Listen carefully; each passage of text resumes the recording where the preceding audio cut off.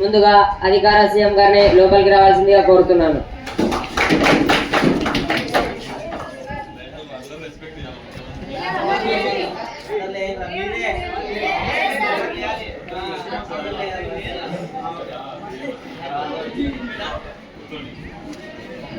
ప్రతిపక్ష సీఎం గారిని కూడా లోపల రావాల్సిందిగా కోరుతున్నాను.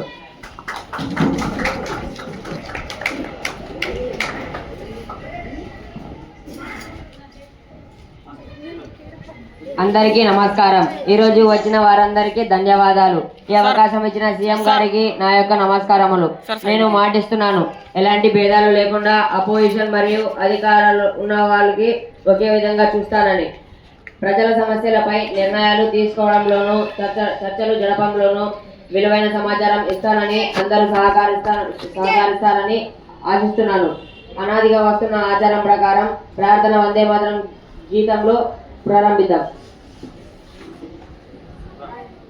లేదు సార్, తేలేదు సార్, అదంతా పెన్ డ్రైవ్ తేలేదు సార్.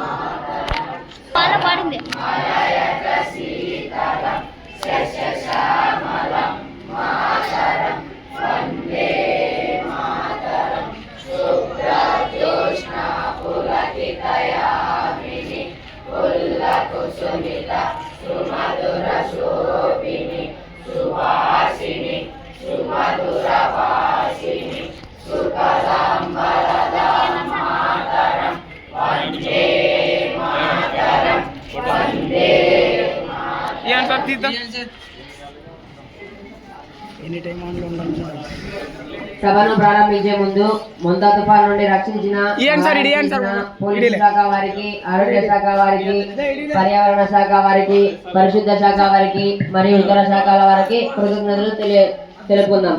అలాగే మొంతా తుఫానులో చనిపోయిన వారి కోసం ఒక 2 నిమిషాలు మౌనం పాటిద్దాం.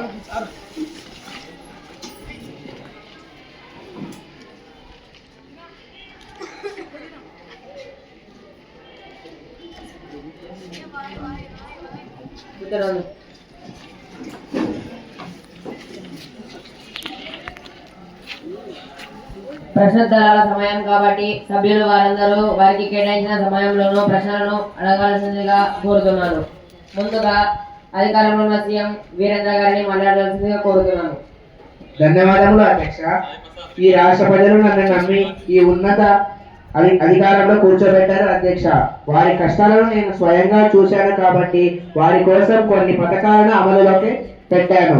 అన్నదాత సుఖీభవ, మహాశక్తి, ఇంటింటికి నీరు, బీసీలకు రక్షణ చట్టం, యువతలకు 20 లక్షల ఉపాధి లేదా నెలకు 3,000 నిరుద్యోగి వృద్ధి, స్కూలుకు వెళ్లే ప్రతి విద్యార్థికి 15,000, ప్రతి రైతుకు ఏడాదికి 20,000 రూపాయలు, మహిళలకు ఉచిత బస్సు లేదా ప్రవేశపెట్టడం జరిగింది అధ్యక్ష. ప్రతిపక్ష పార్టీలకు మా ప్రభుత్వం ప్రవేశపెట్టిన పథకాలను నచ్చక బురదజల్లే ప్రయత్నం చేస్తుంది అధ్యక్ష.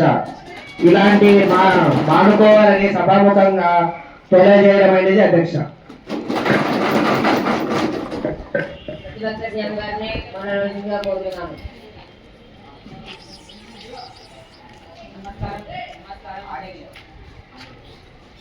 నమస్కారం అధ్యక్ష.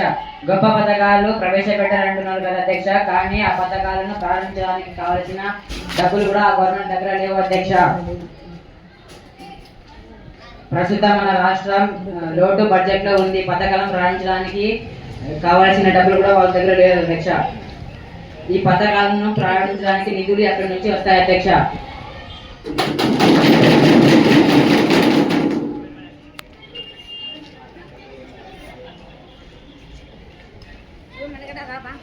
అధ్యక్ష, వాళ్ళ ప్రభుత్వం మాదిరి మాట ఇచ్చి మాట తప్పే ప్రభుత్వం మాది కాదు. మా పార్టీకు కొన్ని నియమాలు నిబంధనలు ఉన్నాయి అధ్యక్ష. మాట ఇచ్చి ఆ మాట కోసం మనం ఎంత దూరమైనా వెళ్తాము అధ్యక్ష. నందిసాయి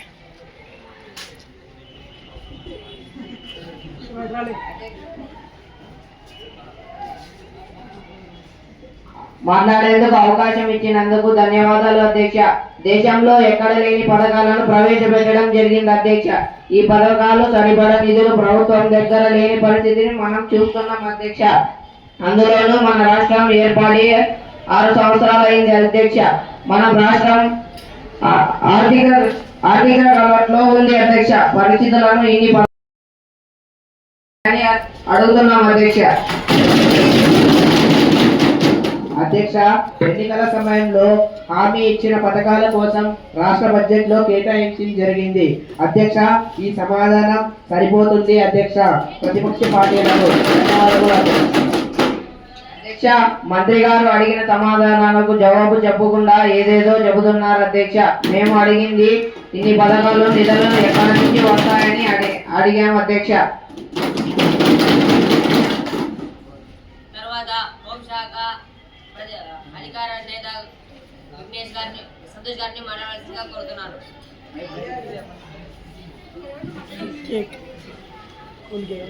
హోంమంత్రి స్థానాన్ని కలిగించిన గారికి నా ధన్యవాదాలు అధ్యక్ష. అధ్యక్ష, బడుగు బలహీన వర్గానికి మైనారిటీలకు పోస్టుల ద్వారా ఎంపిక చేశాము. మహిళలపై పిల్లలపై రోజు రోజుకు పెరుగుతున్న హత్య భారాలను నియంత్రించడానికి పోలీసు శాఖ ఎంతో కృషి చేస్తుంది అధ్యక్ష. నేటి యువత గంజాయి గుట్కాల బారిన పడి తమ జీవితాన్ని కోల్పోతున్నారు అధ్యక్ష. ధన్యవాదాలు అధ్యక్ష. హోంమంత్రి గారు చెప్పినట్లు అవగాహన శిబిరాలు కార్యక్రమాలు ఎక్కడా జరగడం లేదు అధ్యక్ష. ఒకవేళ చెప్పి ఉంటే వాటిని వివరించమని కోరుతున్నాను అధ్యక్ష. సంబంధించిన అవగాహన శిబిరాలు కార్యక్రమానికి నిర్వహించడం వలన సమాజంలో జరుగుతున్న తప్పులను సంబంధిత తీర్పును నిర్ణయించుతుంది అధ్యక్ష. ఇన్ని పోలీసు బృందాలు జరుగుతున్న మహిళపై హత్య భారాలను రేపులు ఎలా జరుగుతున్నాయి అధ్యక్ష? ఇవన్నీ అమలు మాత్రమే ఉన్నాయా, ఆచరణలో ఉన్నాయా అధ్యక్ష? డ్రగ్స్ పై అవగాహన కొరకు లీగల్ యాంటీ నార్కోటిక్ గ్రూప్ పర్ల అధికారులను నిర్వహించడాన్ని మరియు వినియోగాన్ని నిర్ధారించడానికి ఏర్పాటు చేశారు అధ్యక్ష. తర్వాత మైనారిటీ మినిస్టర్ అయిన విఘ్నేష్ గారిని మాట్లాడాల్సిందిగా కోరుతున్నాను. అధ్యక్ష, 2025-26 ఆర్థికంగాను ఆంధ్రప్రదేశ్ రాష్ట్ర బడ్జెట్ 3.2 లక్షల కోట్లు ప్రవేశపెట్టాము అధ్యక్ష. ఏడాదితో పోలిస్తే కొంచెం ఎక్కువగానే ప్రవేశపెట్టడం జరిగింది అధ్యక్ష. మొత్తం ఖర్చు 2,97,924 కోట్లు మరియు సంక్షేమ పథకాలపై ఇంకా దృష్టి పెట్టాము. విద్యా వైద్యపై కూడా అధ్యక్ష. ప్రభుత్వం ఈసారి స్వర్ణాంధ్ర విజన్ 2,27 లక్ష్యాలకు అనుగుణంగా మార్చాలని లక్ష్యంగా పెట్టుకుంది అధ్యక్ష. అధ్యక్ష, మేము అధికారంలో ఉన్నప్పుడు రాష్ట్రంలోని అప్పులు 10,000 కోట్లు మాత్రమే ఉండేది. కానీ ఇప్పుడు మన రాష్ట్రం మీద లక్షల కోట్లు అప్పు భారం ఉందని అంచనా. కానీ సంక్షేమ పథకాల కోసం రాష్ట్రాన్ని అప్పుల్లోకి నెట్టడం ఏమైనా భావ్యమా అధ్యక్ష?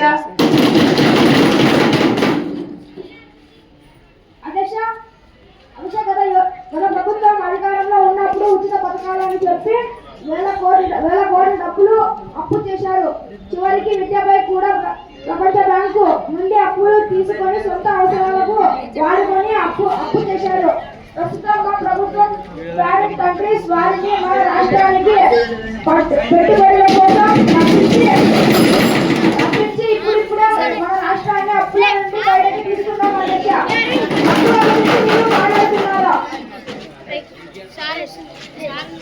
తర్వాత ఎడ్యుకేషన్ మినిస్టర్ అయిన సోమశివ గారిని మాట్లాడాల్సిందిగా కోరుతున్నాను. ధన్యవాదములు అధ్యక్ష.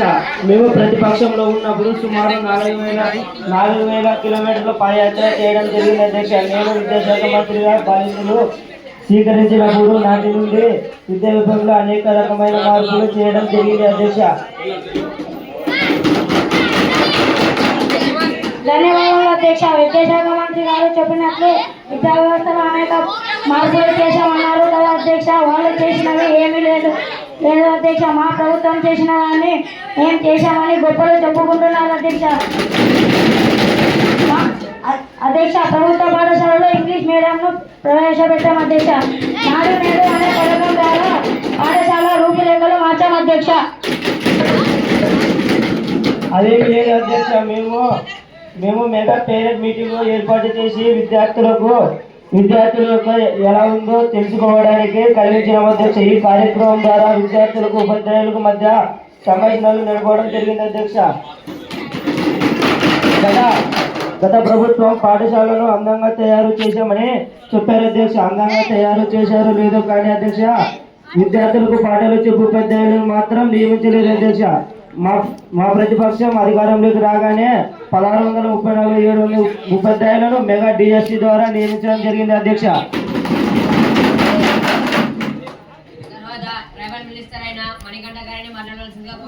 నమస్కారం అధ్యక్ష. గిరిజన ప్రాంత ఆస్తులను సంరక్షించి చర్చలు చేపట్టడం జరిగింది అధ్యక్ష. మారుమూల గిరిజన ప్రాంతంలో పాఠశాలలు చేపట్టడం జరిగింది అధ్యక్ష.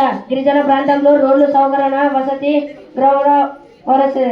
వసతి మెరుగుపరచడం జరిగింది అధ్యక్ష. అలాగనే అధ్యక్ష గిరిజన ప్రాంతంలో నివసించే విద్యార్థులకు కోసం పాఠశాలలు ఏర్పాటు చేయడం జరిగింది అధ్యక్ష.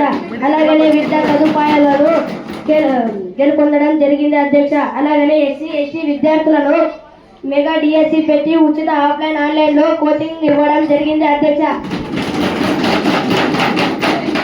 గౌరవనీయులైన అధ్యక్ష గారికి నా హృదయపూర్వక నమస్కారాలు. అధ్యక్ష, గౌరవ ముఖ్యమంత్రులు చెప్పినట్టు గిరిజన ఆస్తులు సంరక్షించము అవి చెప్తున్నారు, కానీ అలా జరగడం లేదు.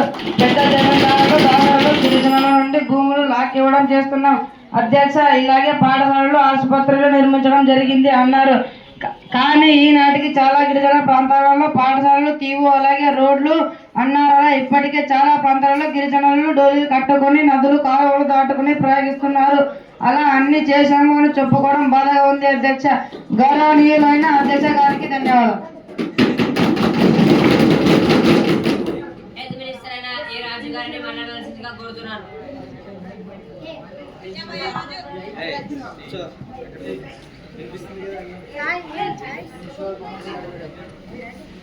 ధన్యవాదములు అధ్యక్ష. మా నాయకులు చెప్పినట్లు ప్రభుత్వ ఆసుపత్రులను మరింత సమర్థవంతంగా తీర్చిదిద్దామని ప్రతిజ్ఞ చేస్తున్నాను. గ్రామీణ స్థాయి నుండి ప్రభుత్వ ఆసుపత్రులను మరింత తీరుపై కొత్త ప్రణాళికలు ఏర్పాటు చేస్తున్నాము. అలాగే వెలుగు పేదలకు ఆరోగ్య సంరక్షణ ఖర్చులు తగ్గించడానికి ALLMS నమూనాను ఏర్పాటు చేస్తున్నాము అధ్యక్ష. ధన్యవాదాలు అధ్యక్ష. గౌరవ మంత్రి వివరాలు చెప్పినట్టు ఆసుపత్రులు నిర్మించి పేదల ఆరోగ్య సంరక్షణ చేపడుతున్నామని, చేయని పనులను చేస్తున్నామని చెప్పడం ఈ ప్రభుత్వానికి బాగా అలవాటయ్యింది అధ్యక్ష. ఇప్పటికీ మన రాష్ట్రంలో సరైన వైద్యం అందక చనిపోయినట్లు మనం రోజు న్యూస్లో చదువుతూ ఉంటాము అధ్యక్ష. కాబట్టి స్పష్టమైన ప్రణాళికతో ప్రజల ఆరోగ్య పట్ల జాగ్రత్తగా వహించాలని ప్రభుత్వాన్ని కోరుతున్నాం అధ్యక్ష. 18 సంవత్సరాల కంటే తక్కువ వయసున్న యువత ఆరోగ్య పరిస్థితిని నివారించినప్పుడు చర్య రాష్ట్రబుల్ స్వాస్థ్య కార్యక్రమాలు అమలు చేశాం అధ్యక్ష.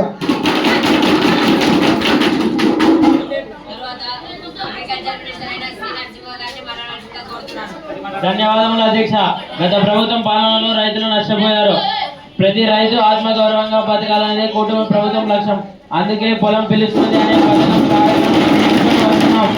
ఆ కార్యక్రమంలో ప్రతి మంగళ బుధవారాలలో వ్యవసాయ అధికారులను రైతుల వద్దనే పంపించడం జరుగుతుంది. 62% జనాభా వ్యవసాయ అనుబంధ రంగాలపై ఆధారపడి ఉంది. అందుకే మా ప్రభుత్వం ప్రకృతి వ్యవసాయ బడ్జెట్ లో 422.96 కోట్లను కేటాయించింది. గౌరవనీయులైన అధ్యక్ష గారికి నా యొక్క నమస్కారంలో. ప్రతి వారసులు చెప్పినట్లే ప్రతి రైతు ఆత్మగౌరవంగా బతకాలని అన్నారు.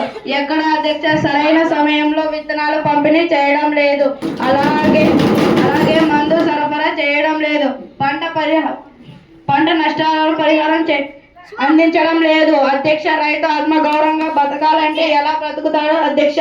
కార్యక్రమాలను ప్రవేశపెడుతున్నారు అంటారు అధ్యక్ష. అవి పేరుకే కానీ అమలులోకి రావు అధ్యక్ష.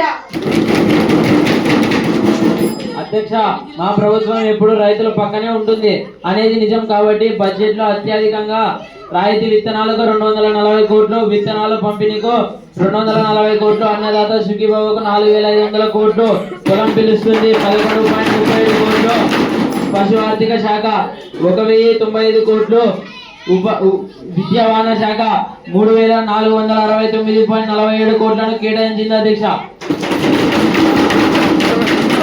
కూర్చోండి కింద కూర్చోండి.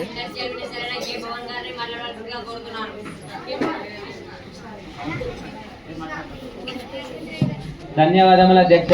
ప్రభుత్వ రాష్ట్రాన్ని గుజరాత్ తరహాలో పారిశ్రామికంగా అభివృద్ధి చేయాలని సంకల్పించడం జరిగింది అధ్యక్ష. 2800 కోట్లతో ఓర్వకల్లో ఎంఎస్ఎంఈ పార్కు అభివృద్ధి సివిక్ కండక్టర్ల పరిశ్రమ ఇప్పటికీ 130 ఎకరాల భూమి కేటాయించడం జరిగింది అధ్యక్ష. డ్రోన్ హాబ్ కోసం 300 ఎకరాలు భూమి కేటాయించడం జరిగింది అధ్యక్ష. సెమీ కండక్టర్ల పరిశ్రమ ద్వారా ప్రత్యేకంగా 2000 ఉద్యోగాలు కల్పించడం జరిగింది అధ్యక్ష. పరోక్షంగా 10,000 మందికి ఉద్యోగం ఇవ్వడం జరిగింది అధ్యక్ష. అలాగే ఎంఎస్ఎంఈలలో భాగంగా ఎస్సీ వాళ్లకు పరిశ్రమల ఏర్పాటుకు భూమిని కేటాయించడం జరిగింది అధ్యక్ష. ధన్యవాదాలు అధ్యక్ష. గుజరాత్ తరహాలో ఏపీని పారిశ్రామికంగా అభివృద్ధి చేయాలనే ఆలోచన బాగానే ఉంది అధ్యక్ష. అవి ఉన్న పరిశ్రమలు మాత పడేటట్లు ఉన్నాయి. పరిశ్రమలకు కావలసిన ముడి భారతాలు అందక సరైన బలభయాలు లేక పరిశ్రమలు మూతపడుతున్నాయి. దీనికి పరిణామాలు అధ్యక్ష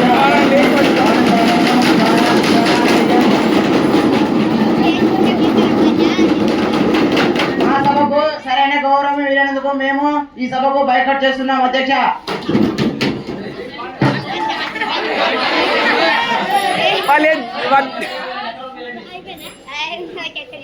ప్రశ్నోత్తర సభ అంతరాయం జరగకుండా చూస్తాను. వెనకరి రావాల్సిందిగా కోరుతున్నాను.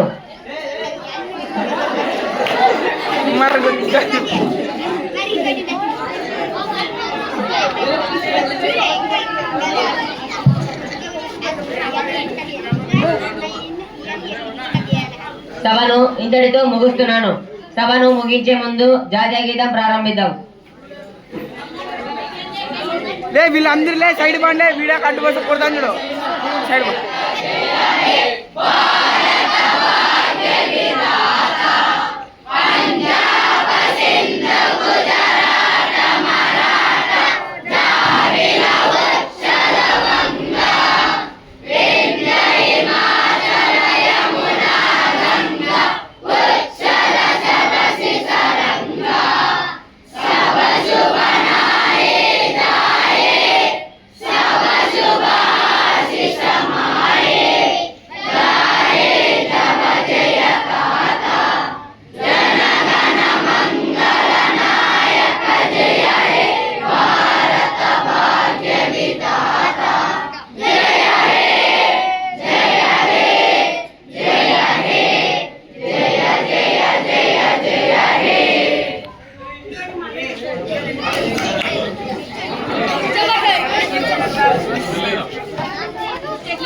బాధించారు.